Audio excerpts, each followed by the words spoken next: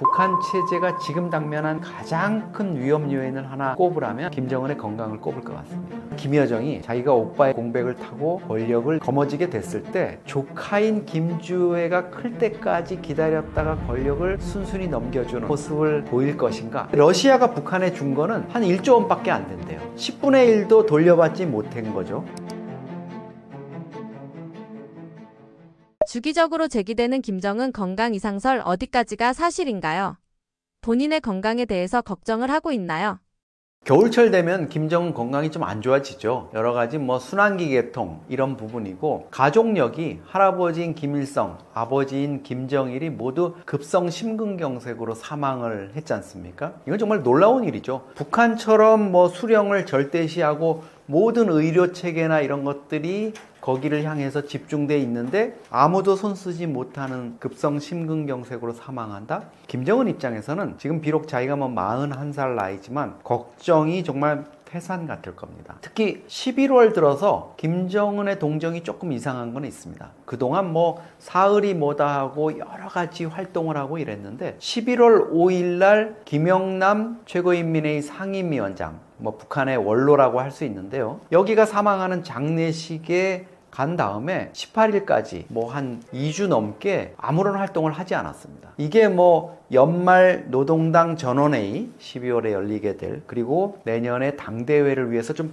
열공 모드에 들어간 거 아니냐, 이렇게도 분석을 할 수 있지만, 겨울철에 이제 그 건강 문제라든가 이런 것들을 좀 컨트롤하기 위한 어떤 과정에 들어간 게 아닌가, 이런 생각도 듭니다. 과거에 김정은이 거의 영하의 날씨 가깝고 이런데도 신발을 여름 샌들 같은 거를 신고 다니는 모습이 포착이 됐었잖아요. 이거 자체도 이제 족부에 여러 가지 이상 증세가 나타나거나 이렇기 때문이 아닌가, 이런 관측도 나오고 있고요. 김정은의 건강 문제는 사실 북한의 쿠데타 가능성이라든가 주민들이 봉기할 거다, 아니면 다른 뭐에 의해서 김정은 체제가 불안해질 거다, 이런 얘기들이 많이 나오지만, 제 개인적으로는 북한 체제가 지금 당면한 가장 큰 위험 요인을 하나 꼽으라면 그 첫 순위로 김정은의 건강을 꼽을 것 같습니다. 김주의 최근 활동이 매우 뜸해졌습니다. 중국 활동 이후로 2달 넘게 잠적 중인데요. 어떤 상황인가요?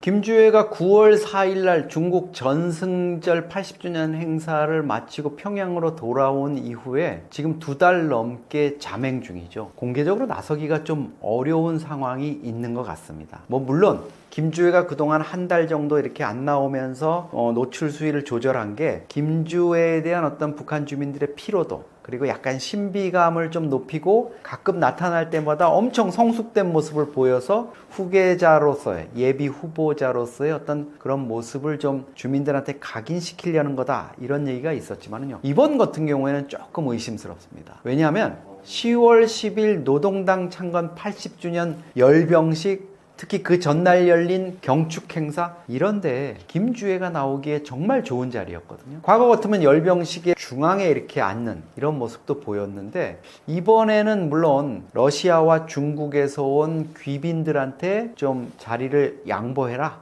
또 노동당 창건 80주년을 회고하고 비전을 밝히는 이런 자리니까 네가 나오면 좀 집중력이 흐트러질 수 있다, 이런 측면도 저는 있을 거라고 봅니다. 그런데 김주애가 베이징에 가서 2박 3일 동안 일정을 소화하는데 아무런 외출도 하지 못하고 베이징에 있는 북한 대사관 방에만 처박혀 있다 왔지 않습니까? 그래서 김주애가 베이징이 아니라 방콕을 다녀온 거다, 방에만 콕 박혀 있었다, 이런 얘기가 나오거든요.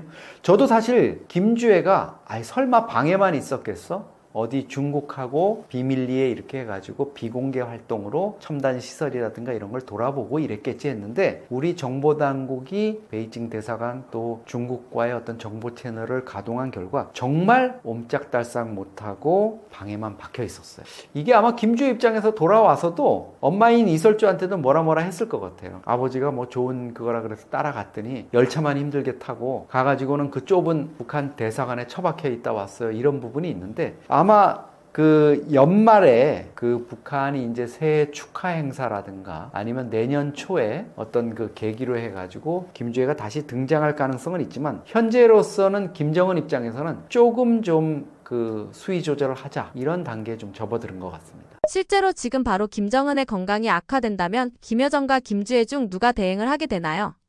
현재로서는 김여정의 가능성이 가장 높죠. 김주애는 지금 뭐 12살 이런 나이기 때문에 어떤 유고체제, 북한의 어떤 상황이 생긴다 그래도 사실 내세우기가 좀 민구스러울 겁니다. 그리고 아직까지 어떤 그런 판단력이라든가 이런 것들이 갖춰졌다고 보기 어렵고, 북한 주민들 또 대외적으로 봐서도 그렇게 되면 우스꽝스러운 상황이 되거든요. 그러니까 김주애는 사실 앞으로 한 10년 정도, 뭐 한 20대 초반이 정도 됐을 때까지 계속 어떤 이미지 구축, 후계, 작업, 수업 이런 것들을 밟아 나가는 거고요. 조만간에 2, 3년 이런 상황에서 김정은에게 어떤 상황이 생긴다. 건강상의 이상이라든가 유고 상황이 생긴다면 여동생인 김여정이 전면에 등판하는 게 가장 자연스럽고 아마 이치에도 맞을 겁니다. 그래서 김여정이 오빠의 권력 이런 것들 그동안에 뭐 많이 이렇게 경험을 해왔기 때문에 그런 통치체제를 가져갈 것 같고, 결국은 김정은이 희망하는 바대로라면 김여정은 김주애로 넘어가는 어떤 브릿지 역할을 하면서 권력의 관리자 역할을 할 텐데요. 과연 김여정이 자기가 오빠의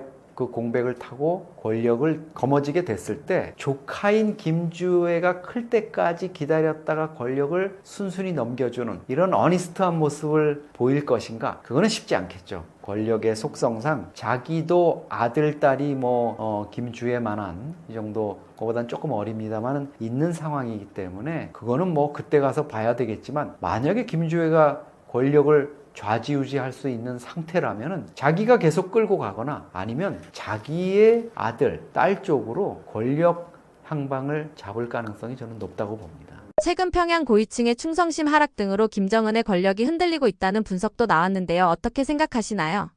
김정은이 사실 아버지인 김정일 국방위원장의 급작스런 사망으로 2011년 12월에 권력자가 됐는데, 북한 간부들이나 원로 세력이나 이쪽에서는 사실 김정은을 애취급했죠. 그때 27살이었으니까. 그리고 북한 권력자들은 김정은 권력에 대해서 지금까지 통치 15년을 해왔지만 이런 생각을 한다고 합니다. 뭐 아버지 잘 만나고 이래서 또 김씨 집안이 대대로 해먹는 거, 주식회사 조선민주주의 인민공화국의 지배주주, 대주주 역할을 하는 거는 인정하지만, 우리도 북한 정권 수립에 우리 집안도 김일성, 김정일, 김정은 집안 못지않게 기여를 했다. 우리는 나름대로 누리면서 지분을 가지고 상당한 지분을 가지고 살고 있는데, 그런데 김씨 집안이 지금 지도자 역할을 하니까 우리가 거기 가서 정치 행사에 나오라면 박수치고 거기 가서 어떤 역할을 담당하고 이런 거는 얼마든지 해줄 수 있다. 그런데 만약에 우리 집안의 어떤 이익이나 우리 집안의 비즈니스를 건드리거나 더더군다나 우리 2세, 3세들의 삶에 영향이 줄 수 있는 어떤 조치들을 취하거나 그들에게 위협을 가한다면 우리는 그거 가만히 있을 수 없다. 이런 인식을 갖고 있다 그래요. 그거 자체가 어떻게 보면 이제 자본주의적인 요소들이 많이 개입되면서 이권에 대한 다툼들,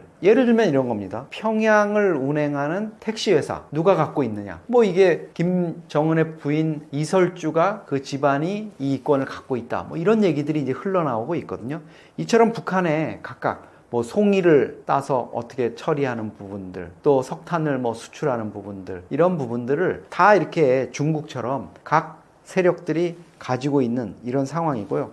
북한이 이제 자본주의적인 요소들이 지금 많이 번지고 있다 그래요. 그래서 아파트도 얘기 들어보니까, 최근 북한에서 나오신 분들 얘기 들어보니까 우리 돈으로 6천만 원 정도 한대요. 어마어마한 돈이거든요. 그런데도 이거를 기꺼이 지불하고 사는데, 요즘 생기는 아파트들은 지문으로 문을 열 수 있는 도어락도 달려 있고요. 온수라든가 이런 것도 콸콸 나오는, 이전과는 정말 다른 차원의 이런 고급형 아파트를 지어가지고 이게 인기가 있다 그래요. 그리고 중국의 비아드, BYD 차량 같은 경우에 10년 지난 이런 스틱 자동차 이런 게 한 10,000불 정도에 팔리고 있다 그래요. 엄청난 가격으로 이렇게 팔리고 있는데, 북한 돈으로 환산하면 이런 식으로 이제 북한 고위층들이 점점 이제 외부 세계에 눈을 떠가고 있는 거죠. 최근에는 자가용이 허용됐다. 그리고 노란색 번호판을 달고 있는 이 자가용이 부의 상징이 되고 있다. 김정은 체제도 이제 그거를 허용을 하고 있다는 이런 부분이 나타나고 있거든요. 그리고 북한 간부들 사이에 불가리 향수를 이렇게 뇌물로 바치는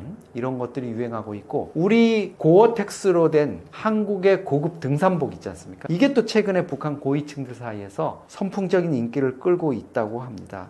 이런 부분들과 관련해서 북한 고위층들이 지금 누릴 대로 누리고 있거든요. 그렇지만 김정은이 이런 부분에 대해서 터치를 하거나 이권을 뺏으려고 그리고 밥그릇을 뺏으려고 그런다? 그러면 이거는 자기들이 가만히 있지 않겠다. 이런 분위기라고 합니다. 북한의 최고 권력자가 이렇게까지 흔들린 적이 처음인 것 같습니다. 체제가 흔들릴 정도로 경제 문제가 심각한 건가요?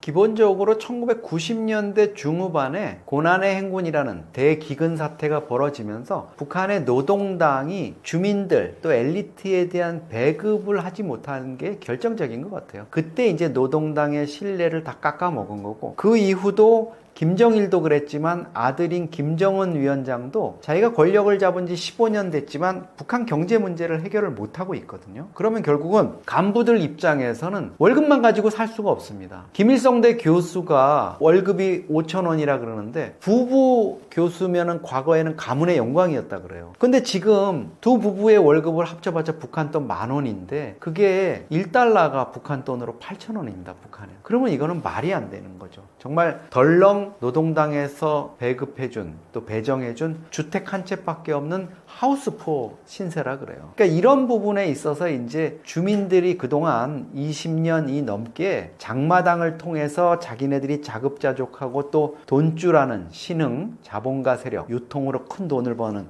이런 사람들이 생겨나면서 또 거기에서 이제 뇌물구조라든가 상납구조 이런 것들이 자리하면서 각각 이제 노동당이나 국가의 통제를 벗어난 자생적으로 부를 축적한 세력들, 신흥 자본가 이런 것들이 올라오면서 이제는 인식이 노동당에 대한 어떤 신념, 김정은에 대한 충성 이런 것들은 뭐 껍질, 허울만 남은 거고 실질적으로는 이제 자기들의 각자 도생하는 이런 부분에 초점이 맞춰지고 있는 거죠. 러시아 파병 등 많은 노력을 기울였음에도 경제 문제가 해결이 안 되는 건가요? 그렇습니다. 최근에 그 통계도 있었습니다만은 북한이 1200만 발의 포탄을 러시아에 지원하고 이러는 무기체계 지원이 모두 그 13조 원 우리 돈으로 그 정도 된다고 하지 않습니까? 근데 러시아가 북한에 준 거는 한 1조 원밖에 안 된대요. 10분의 1도 돌려받지 못한 거죠. 만약에 러시아 푸틴이 정말 북한의 식량, 밀가루라든가 아니면 유류라든가 다른 생필품이라든가 이런 것들을 의미 있는 수준으로 줬다면 상당한 물량이기 때문에 러시아에서 북한으로 들어가는 열차라든가 이런 다른 편으로 그 물동량이 잡히거든요. 아무리 그래도. 그리고 한미 정보당국이나 대북 매체들이 보도를 합니다. 그리고 북한 내부에서도 러시아에서 이번에 뭐 밀가루가 뭐 10만 톤, 5만 톤 들어와 가지고 풀려서 장마당의 식량 가격이 안정되고 있다. 이런 보도가 나와야 되는데 지금 작년 10월 중순에 북한이 러시아에 변투병을 파견한 이후에 1년이 넘었는데도 아직도 아무런 움직임이 없다는 것은 뭔가 북러 사이에서 군사 밀착이라든가 이런 것들은 계속 얘기하고 있지만 제대로 된 지불이 안 되고 있는 거 아니냐. 푸틴이 화장실 갈 때하고 다녀와서 마음이 좀 다른 거 아니냐. 이런 생각도 듭니다. 현재 북한 주민들의 생활 수준은 어느 정도로 열악한 상황인가요? 북한 주민들의 생활 수준이 어느 정도일까? 우리가 생활 수준이라고 표현하면 보통 의식주, 북한에서는 식이주라고 얘기를 하는데 이러한 기준에 따라서 봐야 되겠죠. 식이주, 일단 먹는 문제. 우리는 한국에서 가장 많이 볼 수 있는 게 바로 TV 프로그램 중에는 먹방입니다. 맛있는 곳을 찾아다니고 뭐 주말이면 근처에 처음 가는 장소에서는 항상 그 지역에 맛있는 집을 검색을 하죠. 하지만 북한 주민들에게는 한 끼를 먹는 것이 생존과 같다라고 할 수 있습니다. 뭐 맛있는 거를 찾는다라기보다는 어떻게 하면 오늘 하루를 또 먹을 수 있을까를 고민하는 게 바로 생활 수준의 한 지표가 될 수가 있고, 그 다음에 집의 문제이겠죠. 뭐 한국에서도 이제 집장만이 굉장히 어렵다고 얘기를 하는데 북한에서는 집들이라는 것을 합니다. 한국의 집들이와는 좀 다른데 국가에서 북한 당국이 이제 뭐 집을 지어서 그걸 인민들에게 보급하는 형태인데 이 집들이 행사를 할 때 입사증이라는 것을 나눠줍니다. 즉 그 집에 뭐 사용할 수 있도록 허가해주는 하나의 이제 증서와 같은 건데 그걸 간부가 그 지역의 책임 간부가 나와서 주면 그걸 받아 안고 이제 집에 들어가는 그런 행사를 하죠. 북한 당국이 최근에 계속해서 이 농촌 마을을 변화시켰다. 그리고 이 집을 새롭게 꾸려서 집들이 행사를 굉장히 많이 보여주고 있습니다. 하지만 그 집들이 행사 때 보여주는 집을 보면 분명히 북한 당국이 선전하기 위해서 보여주는 영상임에도 불구하고 집에는 아무것도 없어요. 물론 우리도 새 집에 들어가면 아무것도 없지 않냐라고 얘기할 수 있지만 그 아무것도 없다라는 게 그야말로 콘크리트로 된 건물만 있는 거지, 심지어는 그 안에 뭐 벽지라든지 이런 부분들도 거의 이제 뭐 없다라고 봐야 되겠죠. 그래서 이 집, 북한에서 뭐 집들이 하면 새 집들이 행사들을 이렇게 하지만 그 집 구조 자체가 이미 뭐 만들어진 정형화된 그런 집은 아니다라는 거고, 또 하나 그 집에서 가장 중요한 게 바로 난방과 냉방이겠죠. 물론 냉방은 우리가 뭐 이 에어컨이라든지 별도의 기계를 사용해야 되겠지만 난방은 기본적으로 시스템이 갖춰져 있잖아요. 하지만 북한 집 구조에서 이 난방 시스템을 갖춰져 있기는 굉장히 어렵습니다. 그런 점에서 뭐 생활 수준을 더 볼 수 있는 게 집의 구조인 거고, 옷 어떻게 할까요? 여러분들 우리가 옷을 입는 거 참 신기한 일 하나 있지 않습니까? 어디 카페나 뭐 가보면 자기랑 같은 옷을 입은 사람을 하루에 찾아보기가 어렵습니다. 참 놀랍죠. 정말 많은 이 지출을, 이 소비 지출, 참 많은 부분의 소비 지출을 옷을 사는데 활용하는데 대부분 길을 다니면서도 같은 옷을 입은 사람을 볼 수 없습니다. 그 정도로 옷이라는 거는 개인의 취향을 반영하는 건데, 과연 북한 주민들 그렇게 자유롭게 옷을 구매할 수 있을까요? 또 자기가 원하는 옷을 입을 수 있을까요? 그런 점에서 본다면 식이주를 기준으로 북한의 생활 수준을 평가한다면 한국의 1970년대 정도 생활 수준이지 않을까 평가할 수 있습니다. 평양과 지방 간의 차이는 얼마나 되고 고착화되고 있는 이유는 무엇인가요? 네, 제가 쓴 책 중에 그들만의 평양, 또 평양 밖 북조선이라는 제목의 책이 있습니다. 그들만의 평양, 말 그대로 저는 평양과 북한을 구분해야 된다라고 얘기를 하거든요. 즉, 평양과 지방이 아니라 우리가 자꾸 이제 북한이다라고 얘기를 할 때 그것은 보통 평양을 이야기하는 거지 지방의 삶을 얘기하지 않습니다. 왜냐하면 북한이 뭐 자신들이 선전하는 영상에서 대부분을 평양의 모습으로 보여주고 있죠. 뭐 심지어는 요즘에 평양 백화점에서 물건을 사고 뭐 또 택배까지 뭐 된다, 핸드폰을 사용하고 있는 자유로운 모습들도 볼 수가 있는데, 그 모든 것이 바로 평양의 선전, 평양에서 연출된 장면이라는 겁니다. 일반적으로 평양과 지방은 엄연히 다르고요. 북한에서 지금 가장 강조되고 있는 정책이 바로 지방 발전 20승 10 정책이라는 거죠. 이 지방에 지방 시군 20개군을 공장을 지어서 10년 동안 이 지방을 개발하겠다라는 건데, 어느 정도 격차가 있었냐면 김정은도 인정하고 있는데요. 세계적인 낙후성의 대명사인 농촌, 이렇게 표현을 하고 있습니다. 심지어 평양에 먼저 전력 문제, 물 문제 공급을 해결하고 난 뒤에 농촌 문제를 해결하겠다 이렇게 표현하니까 평양에서도 전력이나 물 문제가 제대로 공급되지 않고 있다는 것을 김정은이 직접 시인하고 있다는 거죠. 그러니까 이 농촌 지역을 비롯한 지방 주민들의 삶은 더 열악할 수밖에 없는데, 왜 이렇게 차이가 날까? 한마디로 평양 직할시라고 이제 표현을 하는데, 평양에 들어가기 위해서 혁명의 수도 평양이라고 얘기를 하기 때문에 이 평양에 가기 위해서는 일반 사람들도 함부로 갈 수가 없습니다. 누구나 뭐 우리가 서울에 가고 오고 할 수 있는데 평양은 그렇지 않다라는 거죠. 반드시 그곳에 가기 위해서는 허가를 받아야 되고, 심지어 친척이 있다고 하더라도 사전에 허가를 받아야 합니다. 그것은 평양 시민증이 따로 있을 만큼 평양에 대한 이 지방과의 차이가 두드러지게 나타나고 있습니다. 특히 북한이 선전하고 있는 영상들을 보면 지방이 발전하고 있다고 표현할 때 지방과 중앙이 차이가 이제 없어진다 이런 표현을 쓰거든요. 그만큼 이 평양과 지방의 차이가 큰데, 이러한 고착화, 결국 혁명의 수도 평양이라는 이 평양에 살고 있는 극히 이 5% 내외의 이 엘리트층들, 이 권력층들만을 위한 곳이라고 볼 수가 있죠. 북한의 MZ세대, 장마당 세대의 등장이 북한 체제에는 어떤 변화를 가져오고 있나요? 북한 체제가 유지될 수 있는 가장 근간은 사상의 통제입니다. 북한 당국이 위로부터 아래에 이르기까지 끊임없이 단속하고 통제하면서 김정은이라는, 물론 김정은으로 이어져 오고 있는 이 존재, 어버이라는 존재를 강조하고 있기 때문에 이 체제가 유지되고 있다고 보는데, 변질이 나타나고 있습니다. 즉, 요약하면 내가 왜 김정은을 위해서 충성을 다해야 되나, 목숨을 바쳐야 되나, 이런 생각을 갖는다라는 거죠. 그건 결국은 북한 체제의 결속력이 약화되고 있다라는 거고, 그 틈새가 벌어지고 있다라는 거죠. 그런 점에서 본다면 이 장마당 세대로 대변되는 새 세대들의 사상 변화, 의식의 약화, 의식의 변화, 사상 약화가 이 북한 체제 전체의 변화에 미칠 수 있는 상당한 영향력이 있다라는 거고, 우리는 그걸 반드시 주목해야 합니다. 대한민국의 문화 K 콘텐츠의 유입이 북한 사회인식 변화에 얼마나 영향을 미쳤나요? 네, 앞서 이 장마당 세대의 의식 변화가 북한 사회 변화 전체에 영향을 미칠 수 있다라고 말씀드렸는데요.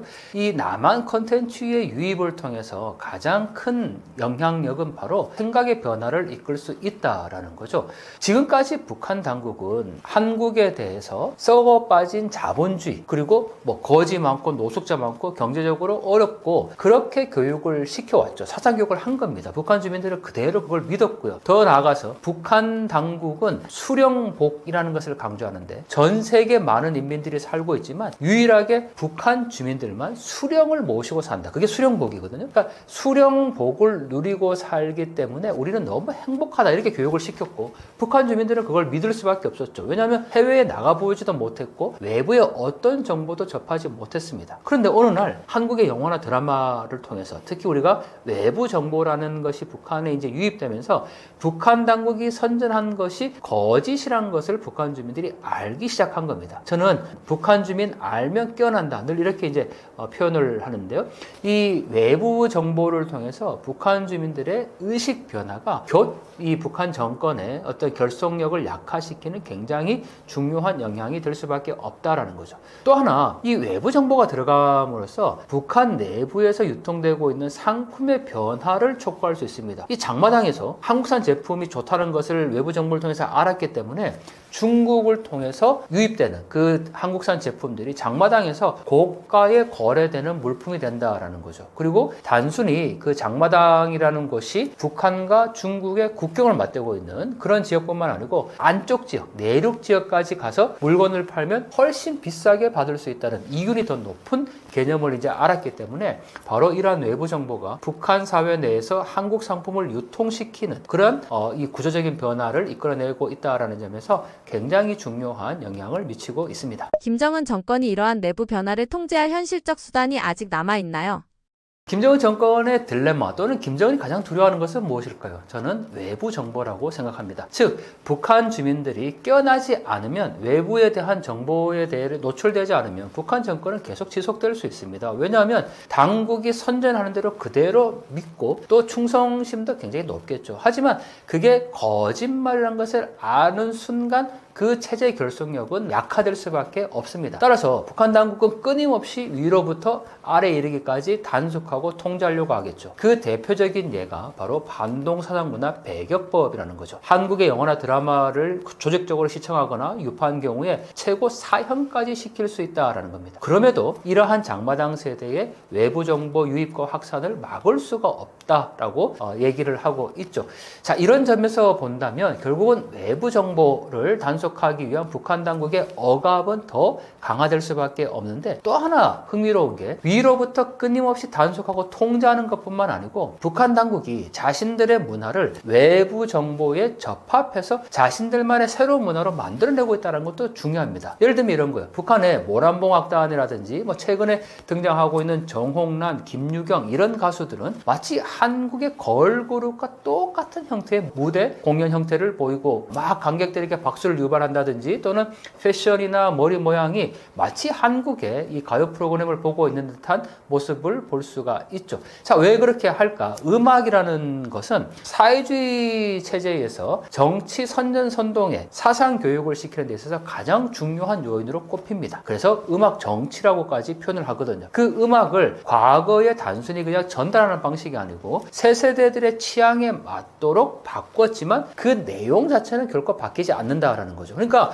한국의 막 락 버전이라든지 뭐 발라드 감성 있는 그런 노래들을 북한 가수들이 불러요. 뭐 외형은 굉장히 많이 변했죠. 패션도 그렇고 헤어스타일도 그렇고. 하지만 그 내용 자체는 결국 북한 당국이나 김정은 정권에 대한 충성심을 고양시키는 그런 가사의 내용은 바뀌지 않았다라는 겁니다. 이렇게 위로부터의 압력 그리고 어떤 주체적인 변형이라고 이제 표현을 하는데 그러한 방식을 통해서 자신들의 정권을 계속 이어가려고 하고 있고 그 반대 이면에 북한 주민들은 또 북한 사회의 어떤 변화의 가능성을 보고 자신들만의 또 변화를 모색하고 있는 것이 지금 북한 사회의 하나의 충돌적 현상이라고 할 수 있습니다. 배고파서 탈북하던 시절의 탈북 동기와 지금 세대의 탈북 이유는 어떻게 달라졌나요? 네, 국내에 와 있는 많은 탈북민 가운데 시기와 지역을 좀 구분할 필요가 있는데요. 1990년대 말부터 2000년 초반까지 오신 분들은 대부분 정말 먹는 문제 때문에 탈북했다고 해도 과언은 아닙니다. 이들이 주로 온 지역들은 이들이 주로 온 지역은 함경북도에 있는 지역들이 많습니다. 근데 최근에 오신 분들은 양강도 해산에서 온 분들이 많고 이들의 탈북 동기는 배고픔은 아닙니다. 한국의 영화나 드라마를 통해서 외부 정보를 접하면서 한국이 잘 산다는 것도 알고 있고 또 한국에 가서 더 나은 생활을 해보고 싶다라는 의미로 탈북을 하는 경우도 있습니다. 또 이 해외 엘리트들의 탈북도 지금 가중되고 있는데요. 예를 들면 뭐 북한 대사관의 직원들, 해외 성원들이 직접 탈북을 하는 경우죠.